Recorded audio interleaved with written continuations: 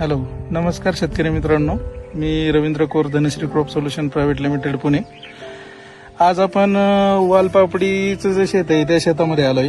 आज काही मी आपले प्रोडक्ट वगैरेचं काही तुम्हाला मार्गदर्शन करणार किंवा काही सांगणार नाहीये. आज एक जनरल इन्फॉर्मेशन मी तुमच्याशी शेअर करू इच्छितो. ती म्हणजे आज इथं स्पष्टपणे दिसतंय की हा उन्हाळ्याचा प्लॉट आहे वालपापडीचा. तर इथं जर यांनी वापरला आहे सिल्वर पेपर वापरलेला आहे. सिल्वर पेपर हा जनरली थंडीच्या दिवसात किंवा पावसाळ्यात वापरला तर काही हरकत नाही. परंतु जर तुम्हाला चांगला क्रॉप पाहिजे असेल तर उन्हाळ्यात जर क्रॉप घ्यायचा असेल किंवा काही प्रमाणात उन्हाळ्यात काही प्रमाणात जर ते पावसाळ्यात जात असेल तर अशा कंडिशनमध्ये तुम्ही व्हाईट पेपरच वापरला पाहिजे.